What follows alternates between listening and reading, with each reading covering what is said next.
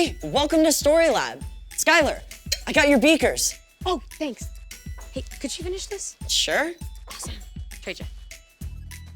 This week, we're talking about respect, while we take a look at something amazing Jesus said. What am I even doing?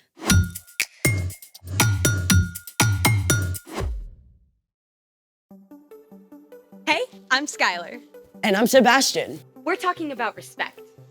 which is showing others that they are important by what you say and do. Okay, gotta ask about the outfit. Why? What's wrong with it? Nothing, but I think it's visible from outer space.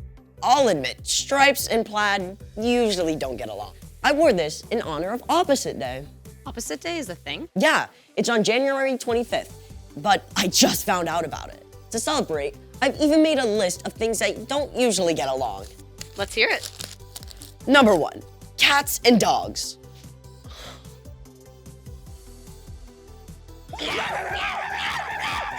Number 2, heavy metal and polka music.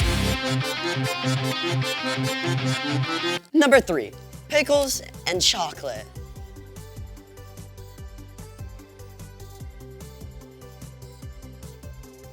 Want a bite?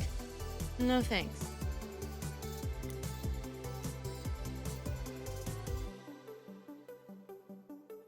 Number 4, water and oil. Water and oil. Wait, let's find out what gets along with water and what doesn't. It's time to play. Will it mix? We have here salt, Oil flour. and baking soda. Will our 4 contenders get along with this water and form a solution? Or, like the Batman and the Joker, will they refuse to mix? A solution is formed when a chemical substance dissolves in water. Here goes.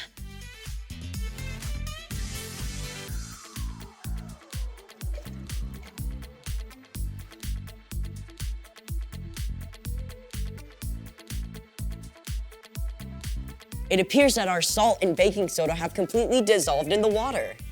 But it's clear that water and oil do not mix, and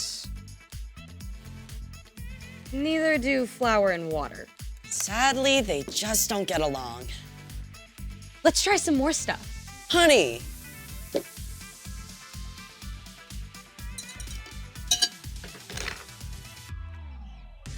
Yep. Pepper. Nope. Sprinkles.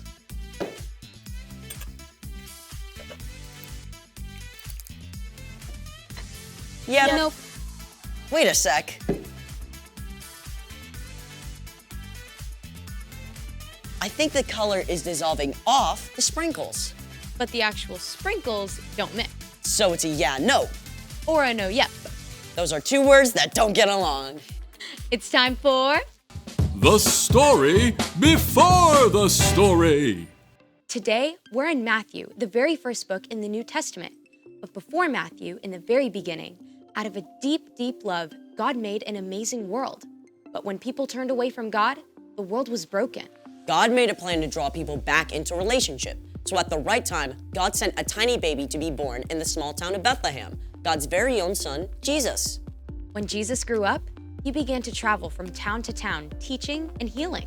And everywhere he went, huge crowds gathered because Jesus spoke with more authority than any other teacher ever. Which is where our story starts. Take it away.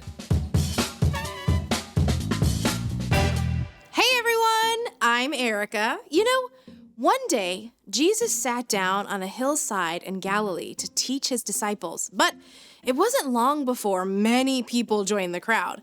They were amazed at what Jesus said. His teaching went beyond anything they'd ever heard before. Blessed are those who are humble. They will be given the earth. Jesus claimed that people who are sad or humble or hungry or those who suffer for doing what's right are actually blessed. He said his followers are like salt and light. He said that calling someone a fool is just as bad as, get this, murder. It all added up to one thing. What's on the outside matters much less than what's on the inside, what's in your heart. People squeezed closer to hear as Jesus continued. You have heard that it was said, 'Love your neighbor, hate your enemy.' But here is what I tell you. Love your enemies. Pray for those who hurt you." What? Up to this point, most wise teachers and philosophers had agreed that you should not hurt someone unless they hurt you first. Then you had every right to get back at them. If someone punched you in the mouth and knocked out a tooth, you could punch them and knock out their tooth. If they said something mean to you, then you should shout something just as mean back at them. But Jesus taught a new way of understanding.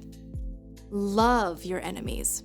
Now, it's easy to think of your enemy as the really bad guys, like a supervillain about to destroy the world, or a dangerous criminal on the run, or even the biggest bully on the playground. But your enemies can also be the people you're around every day, like the classmate who cuts ahead of you in line, even your little brother who's super annoying. Loving your enemy is simply loving anyone you don't get along with. That love is more than a warm, fuzzy feeling. You don't have to feel loving to love your enemies. In fact, you probably won't. Instead, you can speak kind words. If someone insults you, choose something kind to say in return. Don't grumble and complain about them behind their backs. In fact, you can show respect. There might even be something nice you can say about that person. You should also do well to them. If someone trips you up on the way to PE class, you can tell them that's not cool. But don't look for ways to get back at them. And most important of all, pray for them. Ask God to care for your enemy and help you forgive them. Prayer might change your enemy, and it can change your own heart too. Speak, do well, pray.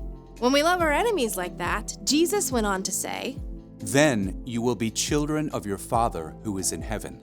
Jesus kept going. He said, it's easy to be nice to anyone who's nice to you. Anyone can do that.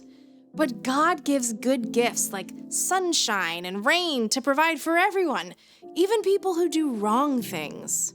We are made in God's image. And when we show respect and do good things for those who don't treat us well, we're actually showing the world what God is like. Okay, that's a lot to wrap my brain around. No kidding. So, What's our part in the story? Well, choosing to love your enemy is actually a really awesome opportunity. It's a way we can work with God to show God's love to the world. Like, maybe a kid on your soccer team keeps making fun of you when you don't block goals. Instead of saying mean things about them, you could cheer for them when they make a great kick. Or if your teacher loses patience and takes away recess for the whole class, even though it wasn't your fault, you could offer to clean up the classroom. It makes me think of my little brother. He drives me nuts because he's always borrowing my shirts without asking and getting stains on them. So what do? What I want to do is yell at him and mess his stuff up. But I could keep my temper and show him how to get stains out of them. Yep. You never want to let someone keep hurting you, but you can always respond with kindness. Exactly. It's not an easy thing to do for sure. But when we follow Jesus, we have the power of God's Spirit to help us speak kind words, do well, and pray for our enemies. Gotta respect that. See y'all next time. Bye, Erica. So here's the thing. Show respect even when you don't get along. Like plaids and stripes. Ew, what is this? Fur. My dog is shedding. Hey, will it mix? Dog fur.